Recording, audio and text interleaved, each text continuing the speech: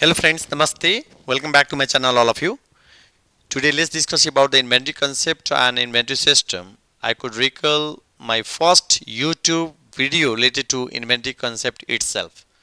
Today I would be illustrating the how we could value the ending inventory, cost of goods sold, and what could be the implication for the overall valuation of ending inventory and the cost of goods sold, how it would impact the other components of the income statement including the balance sheet friends. Okay, based on this background, now let's talk about these are the uh, discussion outline. We can see that, yeah, that's inventory, its meaning, types, motives for holding inventory, cost of goods sold, inventory system, periodic and perpetual, and how could we estimate the ending inventory and cost of goods sold using FIFO, LIFO, and weighted average cost, first in first out, last in first out, and the weighted average cost methods. And there is a implication or importance of inventory costing methods. We can say that, yeah, techniques, yeah. Simply, once we say that, friends, inventory, you could say that, yeah, inventory is the stock of goods used by the firm for the purpose of production and the selling purpose, and one of the important component of current assets. And the next one is that for the trading concern point of view, inventory is the merchandise inventory, that is the finished goods. For example, you are dealing with the, let's say you are trading the product, finished product, yeah, whether you are a stationery, yeah, you have a stationery business, yeah, you have a other hardware business, yeah, any business, you are dealing with the finished product only, merchandise inventory, so you are a trader. Now, from the manufacturing point of view, inventory could be raw materials, components, stores, work in progress, and the finished goods. Like one of the example is like Dabur Nepal, we can say that, yeah, Dabur India. Okay, any manufacturing company, which normally inventory could be raw materials, work in progress, and the finished goods. We say that. Now, why do we hold the inventory? Why the company hold the inventory? For first of all, is that is the timely productions, because we need to supply the goods ordered by the consumer on time, so that we would have a better market share and avoid the uncertainty, right? We don't want to any disturbance in our production process, okay, because we lose our market share. So to avoid the uncertainty, we have to hold the inventory. Now, third one is that economies of scale. When the company produce in the large numbers, large units, then cost of the production would be lower. So it's the wonderful concept of economies of scale and economies of scope, we say that. Okay, like a Chinese company, they deal with the large volume of the productions, and naturally the cost of production would be lower. Okay, where we could apply even the cost accounting principle and economics too. Now, we discussed already that's the type of the company could be raw materials, retailers, wholesaler, and the manufacturing. And activities could be the retailer would buy the finished product, merchandise inventory, while manufacturer buy the raw materials and the raw materials, and then that is the we add value to the raw materials. Okay, so this is all about direct labor, overhead, and the finished goods. Again, the cost of goods sold. Sales revenue minus cost of goods sold is known as, friends, that is the gross profit. And you could see this picture also, beginning inventory plus purchase of merchandise. So this will be called as a cost of goods available for sale. This picture I have taken from the that's a wonderful book, that is the by the Norton Porter, is the financial accounting. So once you exclude the ending inventory from the cost of goods available for sale, that will provide us cost of goods sold. Okay. Now let me clarify about the one example. So in this case, like our beginning inventory on this date is 15,000, while purchase, when we have a purchase return allowances, yeah, discount, we have to exclude it, so that we would have a net purchase here. So any transportation in while purchasing the like goods, then we have to add it. So this is called cost of goods purchase is 63,000. Now this 15,000 plus cost of goods purchased, then that is called cost of goods available for sale is $78,000. Now once we exclude the ending inventory, because ending date, look at this is the inventory value December 31st 2014, so 18,000. So we would have our cost of goods sold value would be 60,000, friends. Okay. Now let's talk about what about the inventory system.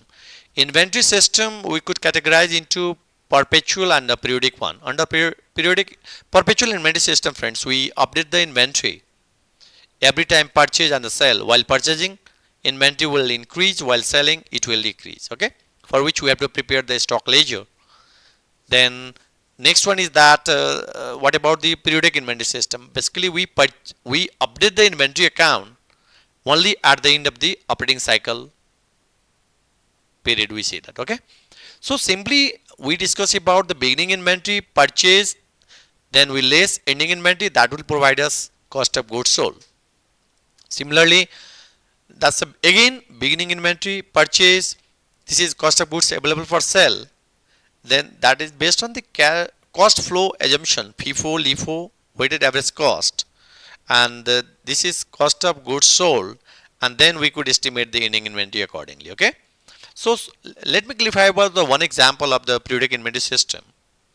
This is simply you are given the data of date, activity, and next one is that purchase, sales, and the balances. In this question we have a physical inventory counted, that's the 590 units at the end of the period. Okay, so in this case you are going to estimate the what about the cost of goods sold and the ending inventory. So that is why we say that key this is the finding the cost of goods sold and ending inventory under the periodic inventory system FIFO approach. So simply we need to understand here that is the 590 based on FIFO means most recent purchase date. So most recent purchase date is that January 10, 2019. So this is 300 and its rate 6. Now next 290, its rate is 4. So accordingly we can say that our ending inventory value is $2,960. While simply we can say that if we say that cost of goods available for sale minus ending inventory, that will provide us even the cost of goods sold. Okay, cost of goods available for sale minus ending inventory, accordingly that will also provide our cost of goods sold. Yeah, in this way this you could also find. Okay, now let's talk about what about the periodic system. Under periodic system, yeah, again LIFO. LIFO means last in first out. So under FIFO we take the reference of most recent purchase date, but in case of LIFO we have to take the earliest date, like your 1st January 2019 beginning inventory. So is the 500 at the rate 5.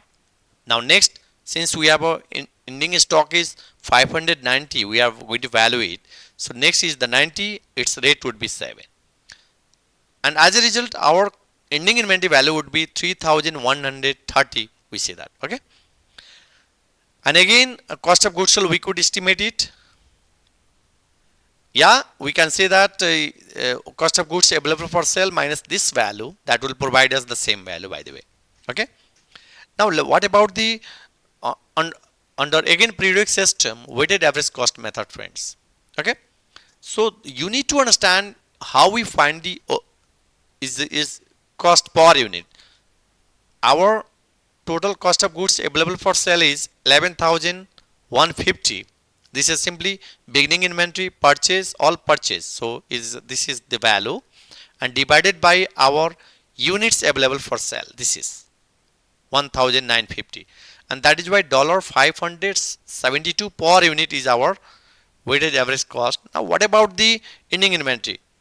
Then simply 590 you are going to multiply with this rate, and accordingly we say that our ending inventory value is $3,374.8, friends. Okay, similarly when we talk about the inventory costing methods, perpetual inventory system, as I discussed earlier, in perpetual case we update the inventory continuously. When we purchase, our stock would increase, when we sell it, it will decrease. Okay, so in this case simply we say that whatever the units available for sale, and if we exclude the sales units, that will provide you the 600 units. By the way, this is given in the questions.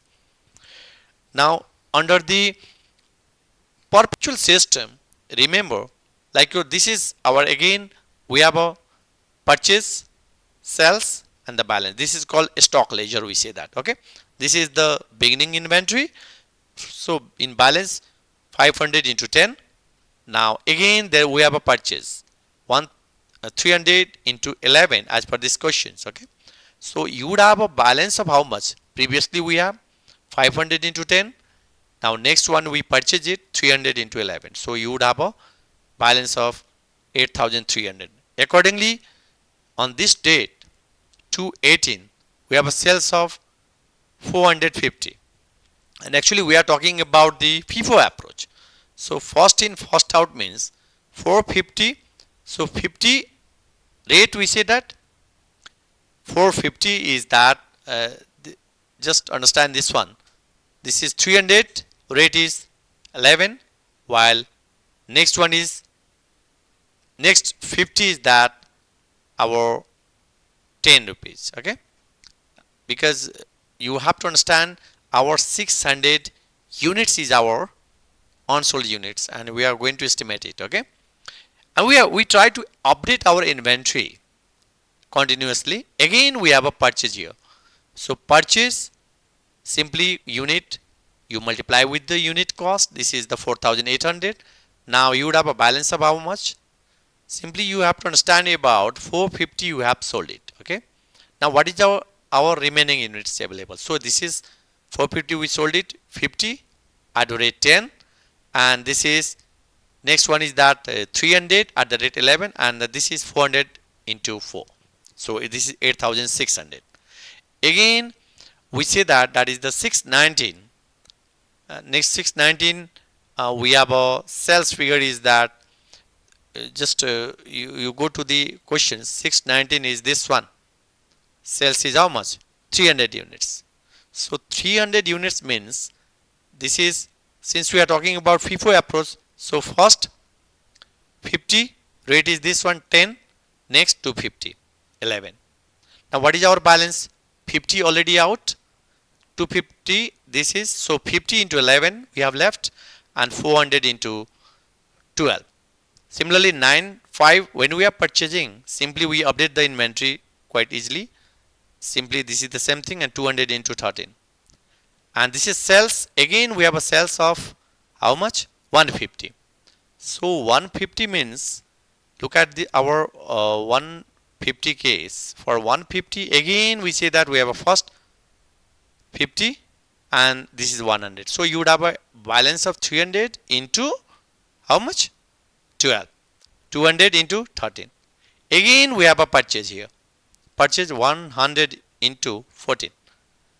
And that's why we say that 300 into 12, 200 into 13, 100 into 14. So our ending inventory value as per perpetual inventory system, friends, 7,600. That we need to understand. This is time consuming as compared to periodic inventory system. Okay. Now what about the LIFO approach? Under LIFO perpetual, again we would have to, we need to prepare the stock ledger with the purchase details, sales, and the balances. So this is the beginning. Okay, beginning inventory. This is purchase. Now this is the selling. Selling is that how much selling we have? Selling is 450. So while selling, now previously we are starting from the first. Now in this case we are starting from the last. So in this case 300, this 11, 150, 10. So you would have a balance of how much?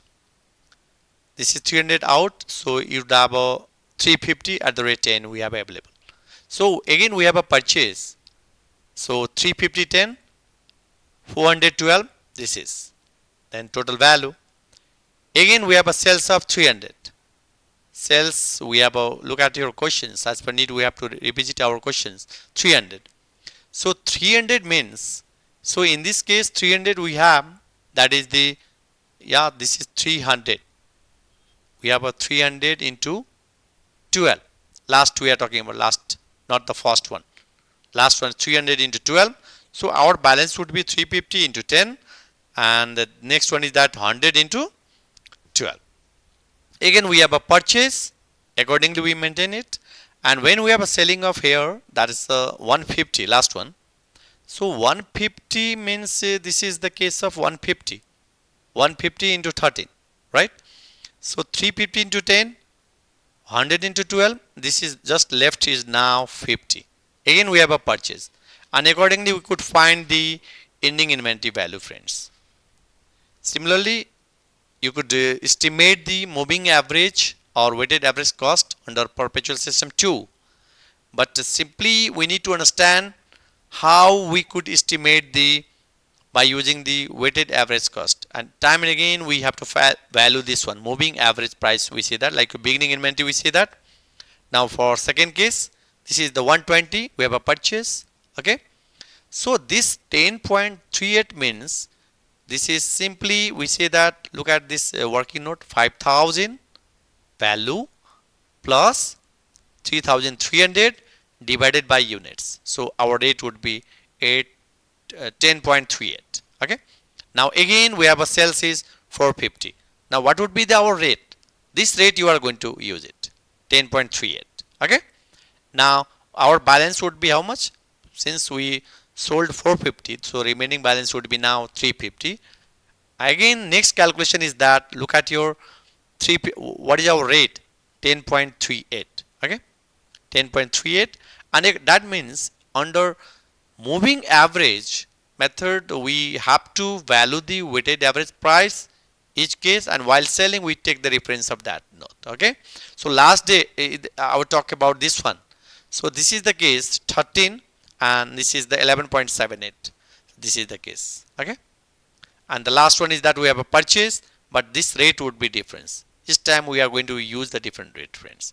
So this is you have to be careful while you're finding the weighted average cost. You are not going to use the one rate as we did in our periodic inventory system, friends. So you have to provide clearly working notes so that examiner would understand the things and mark accordingly.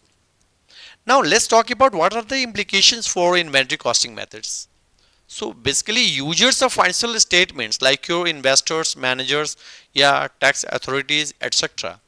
have a more keen interest in valuing ending inventory, which would affect net profit, which is all about the guiding principle of the inventory valuation for the financial reporting purpose. And at the same time, it would help us to minimize the income tax payable to be also, because we as a business point of view we try to minimize the our tax burden. Okay, so which method would be important? In coming days I will be discussing about its tax effect, which method would be more important during the inflationary period. Yeah, and I will show you calculation too. Now next one is that whatever the methods we discuss here above, so it would have an effect on the ending inventory, cost of goods sold, gross profit, net profit, and even the our balance sheet figure too, because inventory is the part of the current assets. So we are not entitled to like undervalued or overvalued. We have to represent the inventory rightly. Okay, friends, these are the things that I would like to share today. If you like this content, please like, subscribe, and also share my channel, that is the Finance Guru Pawan Kumar Jha. Thank you all of you for watching this video. Please take care all of you. Thank you.